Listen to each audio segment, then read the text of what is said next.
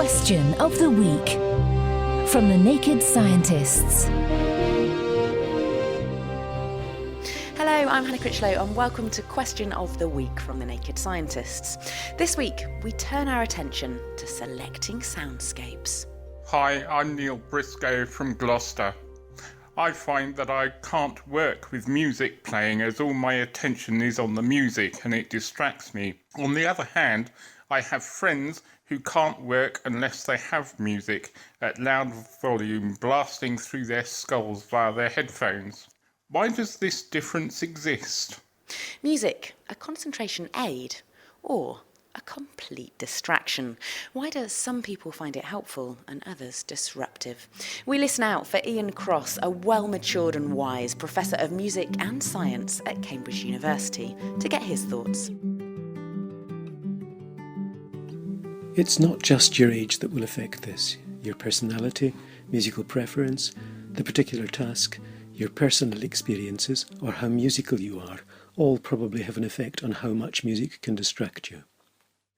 When we encounter music in the background, as opposed to actively listening to it, it may affect us in two ways. It may affect our emotional state positively or negatively, helping us to work better or causing us to work worse, or it may affect our concentration by inadvertently capturing our attention, diverting it away from the task at hand.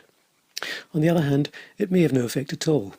A group of German researchers looked at the many studies that have been done, and they reported that background music disturbs the reading process, has some small detrimental effects on memory, but has a positive impact on emotional reactions and improves achievements in sports.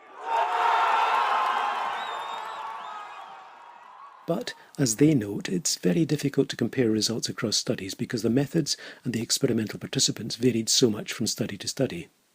It's reasonable to think that for some people, background music provides a means of giving a self-selected sonic texture to their surroundings, marking off a private space within which they can focus on what they're doing. Without background music, these people would be more easily distracted from the tasks that they're undertaking. For other people, background music itself would constitute too much of a distraction, diverting attention away from the task at hand.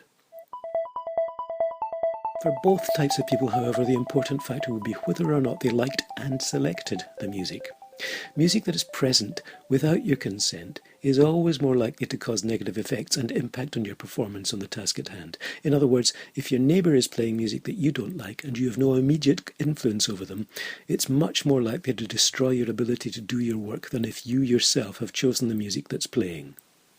Thank you, Ian Cross, providing us with a scientific excuse for politely asking fellow office workers, co-commuters or coffee-drinking cafe neighbours to either keep their music down or change the tune if they're adversely affecting our attention.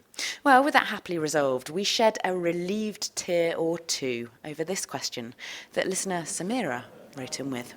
Do emotional or pain-induced tears differ? Is it possible to test tears and deduce if they are related to physical pain or emotion? If so, what is the difference between the two? Thanks. Could you put a tear under a microscope and see if that person was crying from happiness, sadness, or simply shedding crocodile tears? Is there some kind of chemical in tears that helps other people sniff out their true meaning? We're opening the Watergate with this one. What do you think? You can post on our Naked Scientists Facebook page. You can tweet at Naked Scientists. You can email studio@thenakedscientists.com. Or you can join in the debate on our forum, which is at nakedscientists.com/forum. Question of the Week is part of the Naked Scientists podcast and supported by the Wellcome Trust and UK Fast. Look us up online at nakedscientists.com.